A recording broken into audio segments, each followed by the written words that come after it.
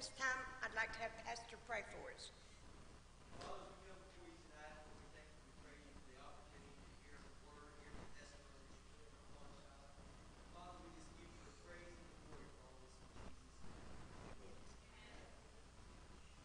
It's more of a testimony than anything. And like Brother Fred said, he didn't know whether it's my first time or not. Well, it is. I'm not this person that gets up here in front of everybody. I'm this person that would normally be over there in that pew, not saying anything to anybody, and keeping my mouth shut. But God put it on my heart for me to get up here and praise and worship Him. He's been after me for quite a while, kicking me and pinching me and saying, hey, you, get up out of that pew and go do what you need to do. I'm talking to you. You need to talk for me. Well, I'm going to give you a life history so I can give you what God's done. Pastor always says what the sermon has got a title. The only thing I could think about was it's what God's done, it's what He's going to do, and it's what He will do for me. I was molested at the age of 4 by family members. And back in my age, you know, you kept everything secret. You didn't let your life out like we do nowadays. You kept everything quiet. Well, I was to be told that I had to be quiet. I couldn't tell anyone. And I always heard from my mom, what did you do to get this done? Why did you do this? It wasn't me. I was 4 years old. They were quite older than me. But because of that, I'm going to give you a little history here for a minute. Y'all know me as Linda Smith. My name was Linda James growing up. Then it was Linda Roberts. Then it was Linda Dalton. Then it was Linda Ritchie. Then it was Linda Harris. And now it's Linda Smith. Because of what happened to me as a child, I was very promiscuous. And I couldn't be happy because I never knew what happy was. My mom left when I was 10 years old. She left Dad with 6 kids to raise. Well, I'm the only girl.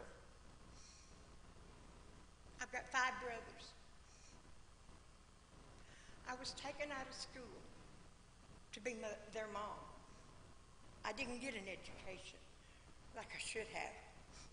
And at this time, I want to say something.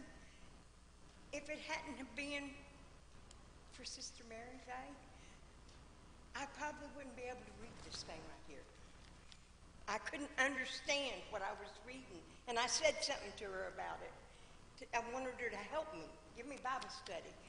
So she instead gave me a little boom box and the Bible on video, on the CD. And she told me, she said, you take that Bible every night, you listen to that video or that CD, and you try reading what's in here as they talk it. If you stumble, go back and start again. Well, I can read this thing. I can understand it. It's awesome what God can do for you, because for years I went to church when I was young, but because of what happened to me and all the years that it did happen, I thought God hated me. I really did. I used to get so angry and tell him, you know, why do you do this to me? Why me? I mean, it wasn't God. It was the devil. He was doing it. You know, I started out, I was real sick. I contracted MERS whenever I was working. I got my finger shut up in the gate and it had to be took off. I contracted the incurable staph. I carried it since 96. They said that I would die probably within 2 years. And I said to him, no, you can't say that. Only God can tell me I'm going to die. You can't do that. You can't tell me when I'm going to die. Well, looky here. I think I'm still alive. I really do. I praise the Lord for what he's done for me. And you know, I'm struggled all day long. I've got the shakes so bad. I can't even hang on to nothing because I'm so nervous. Like I said, I'm the one that sits over there. I don't have friends. I have very few people I even talk to because of what has transpired throughout my life. I've been sexually abused, physically abused, and mentally abused. And because of a counselor and the people in this church, Pastor, Sister Jana, Sister Faye, and there's others, I have the strength to do this. I'm not going to sit over there in that corner anymore. Y'all's going to have to put up with me. I was 5 years ago, I was in the hospital with my MRSA. They shipped me to a long-term care facility. They told my son that I wouldn't come home, that the MRSA had finally won the battle. All they could do was try. I stayed 2 months and 3 weeks in that hospital. And because of MRSA, I was in isolation. I didn't see anybody but the nurses and the doctor. Couldn't even go out the door. Couldn't raise the window up. I did peek out the door one day, and bells went off like crazy. Nurses come a-running. I run to the bed. I throwed the covers up over my head, and she said, I know you're there, and I know what you've done. I told her, I said, I just want to see what it looked like out there. She said, but you can't do that. But while I was there, my son, praise God, that he done it. My son, I had my cell phone every night at a certain time. My phone would ring, and I would push the button for the nurse because I couldn't get out of the bed. I would push that button, and the nurse would come. And then my phone would ring again, and she would answer it, but it was speakerphone. There was people praying for me that I didn't even know. And I wasn't with God. I didn't know these people, but there was always someone every night praying for me.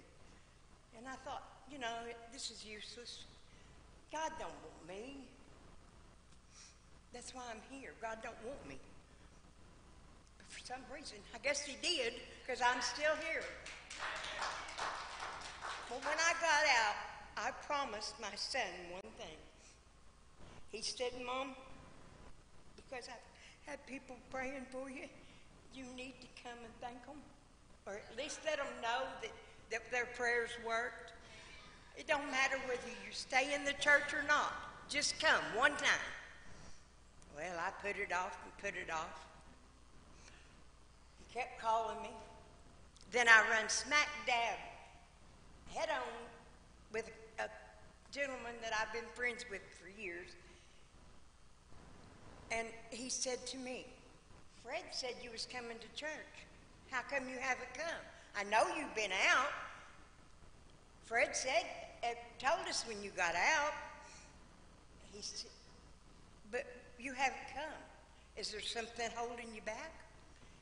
And I said, yeah, Jody, there is. I'm scared. Because I got kicked out of a church when I was 18. I had my son to raise because his father never stood up. I went back to the church I was raised in so my son could be raised in the church. They asked me to leave. I wasn't fit enough because I worked in a bar. Well, I had no education. Couldn't get a job. Lady told me one night, she said, because I drank to hide everything. She said to me, you need a job? I said, yeah, I really do. She said, well, I ain't going to ask you if you can wait tables or anything, because you probably haven't. And I said, well, when I was young, I worked at the Black Angus. I washed dishes when I was 15. And if they had one that didn't show up to wait tables, I got to wait tables. I guess I can still do it. So she gave me a job. And because I had that job, I got kicked out of a church. So I went back to this. I don't care, God, you don't want me. If you wanted me, they wouldn't kick me out. When I got clean, I went back. And I went for a little bit. But something happened that upset me. They were giving a refrigerator away because they'd gotten a new one. They asked the congregation to sign pieces of paper and drop them in a box, and they would choose the one that would get it. They'd take it before the board. Well, it come up, I got it, but I never got it. Because I didn't have my electric on, I was fighting for my Social Security, didn't have no gas, didn't have no water, didn't have no lights. For 2 years I lived that way, in the winter and in the summer. But God got me through it. I mean, I'm here right now. God got me through that. And you know, because everybody was praying for me like they was, I went to church there for a solid year. And because of Pastor's uncle, I came here on Sunday nights because they had recovery meetings. And I was dating Pastor's uncle. And I come here one time and I said, Pastor, this is going to be my church from now on. You're going to have to put up with me. I ain't going nowhere else. And I've been here ever since. I don't know exactly how many years, but it's somewhere around 5, 6, 7. I don't know exactly. But you know, God's done wonders for me, and he can do it for anyone else. I've been clean for over 6 years now. I used to smoke. I chain smoke. I smoked 3 packs a day. I tried everything you could think of. I did Chantix. I did Wellbutrin. I did the patches. I did the gum. I even went and spent $80 to get hypnotized. Me and one of my ladies I worked with, we both went. Well, to the day she died, she never picked up another cigarette. But when we got in the car, I said, you got to excuse me, I've got to have a cigarette. What helped me to stop smoking? Pastor Don. I asked him what to do. I had to quit. And he said to me, give it to God. So, whenever I decided that I was quitting for sure, every time I would reach for that pack of cigarettes, I'd stop and I'd talk to God.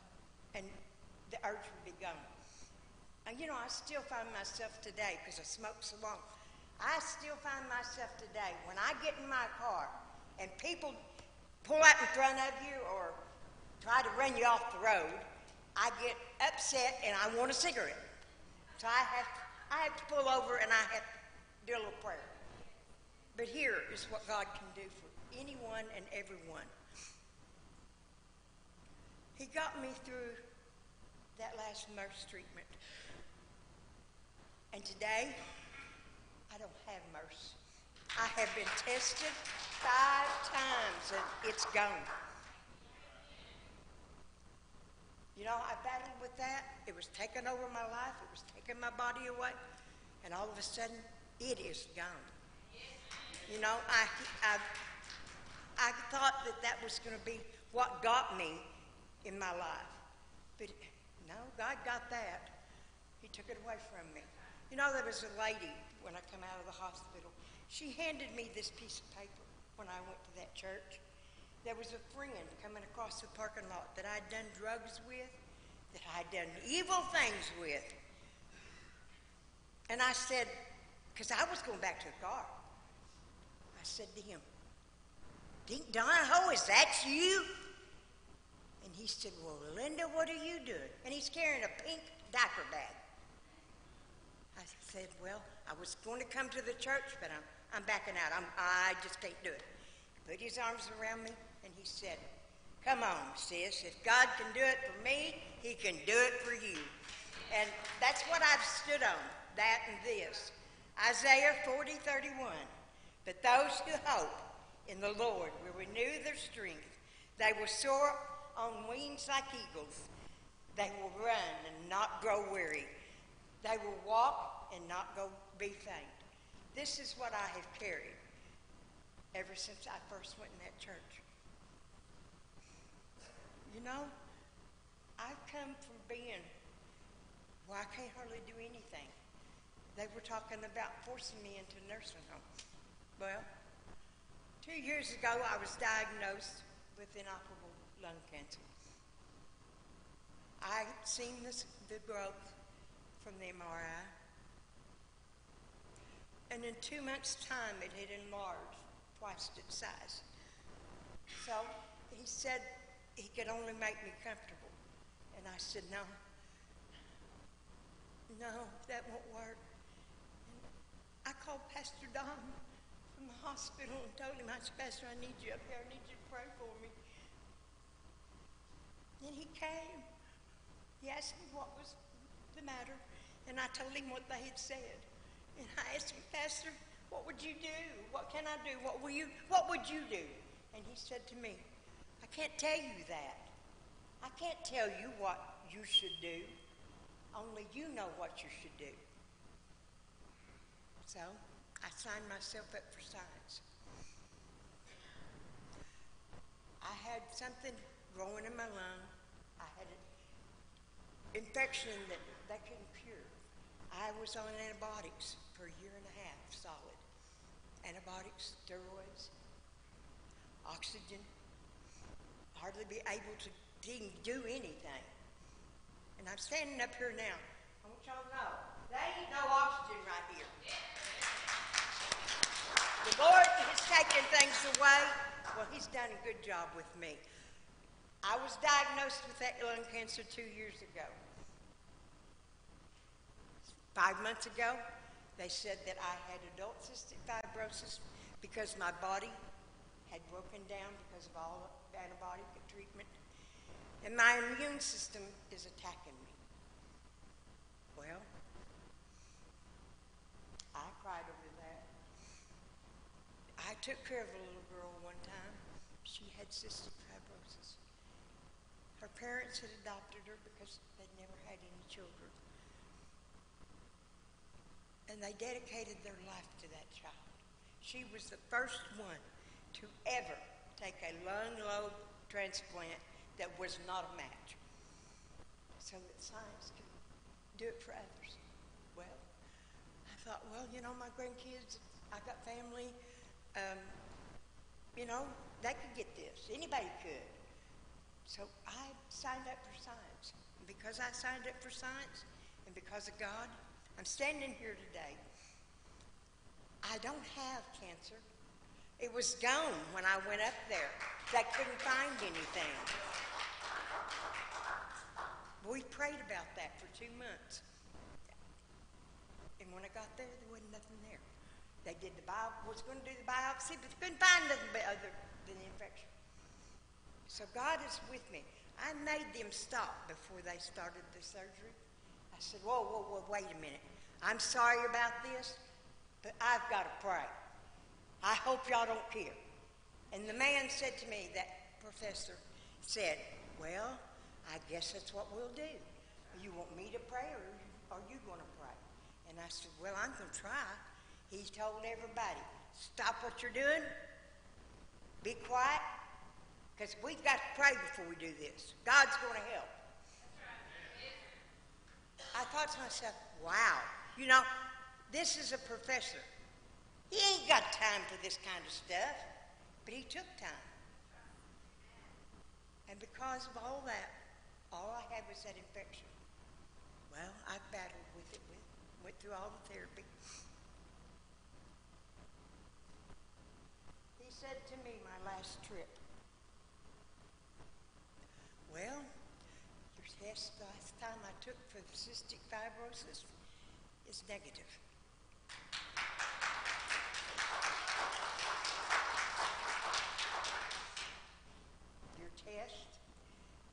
to see for your infection is negative.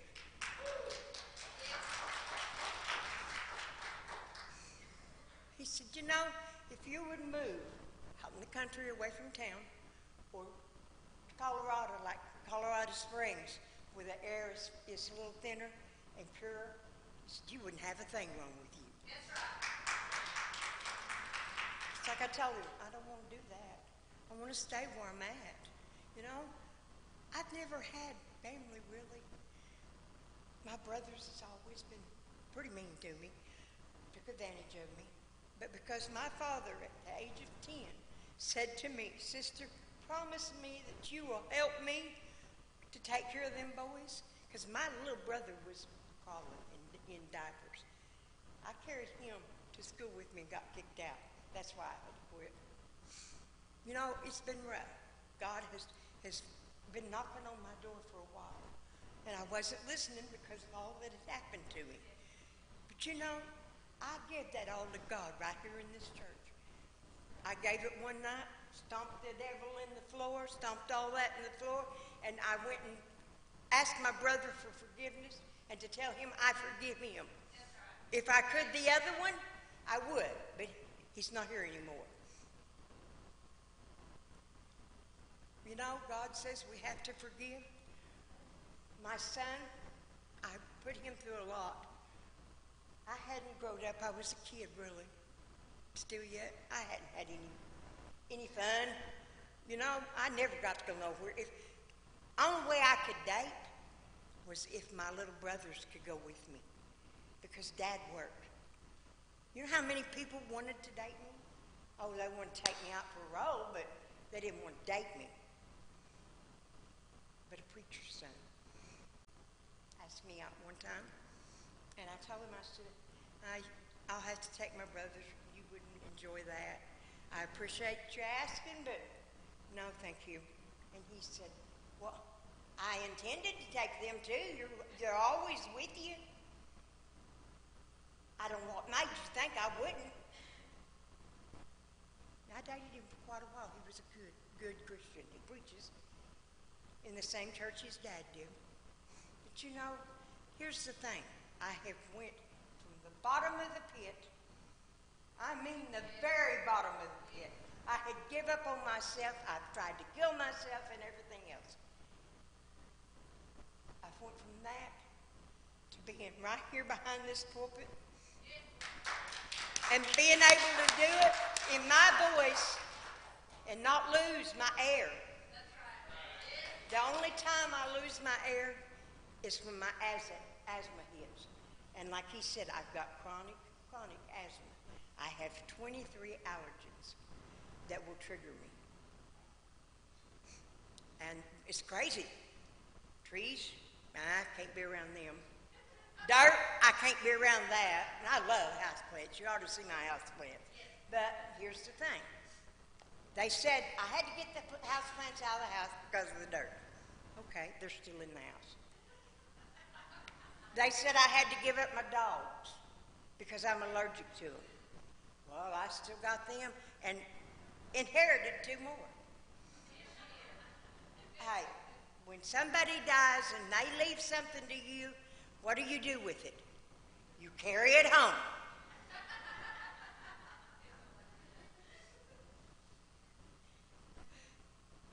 They're about this tall. It's a mama and a daughter. The mama is 16 years old, has no teeth, has one eye knocked out.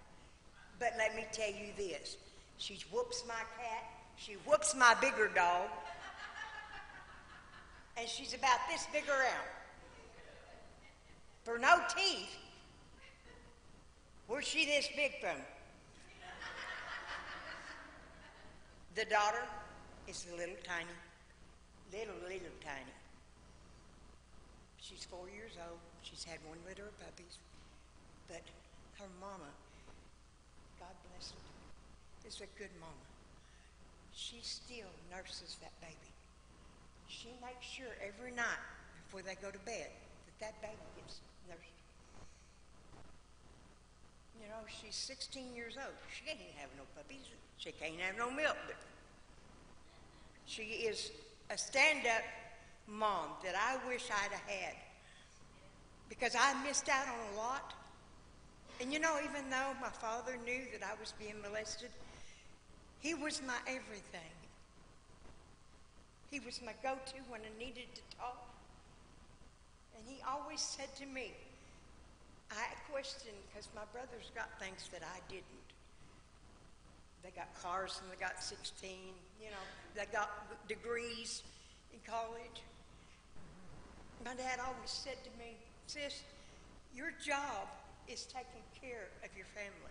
Someday there'll be a man come into your life and sweep you off your feet and take care of you for the rest of your life. Well, I've been married 5 times. I've looked for that man. I've searched high and low. And I told Pastor last year, praise the Lord, I found him. I found that man my daddy was telling me about. And I'm glad that y'all all paid attention and heard me, because, you know, like I said, I'm not the person that gets up here in front of anybody or speaks to strangers. I'm real private. I don't do a lot because it scares me. If I'm not drinking and I'm not doing drugs, what have I got to hide myself behind? So that's just the devil, and I don't want him. I said, when I asked Pastor, I said, I have a testimony. God has done wonders in my life. He's picked me up out of that ditch. He's brushed me off. He's healed me. And now he's given me the strength to speak. Because there's people somewhere out there that's been in that ditch and have been in that life that I was in, and they feel the same way I do. You know, I want to be able, I would like to be able to speak and help others. If it hadn't have been for Pastor's mom, I wouldn't be able to read this thing.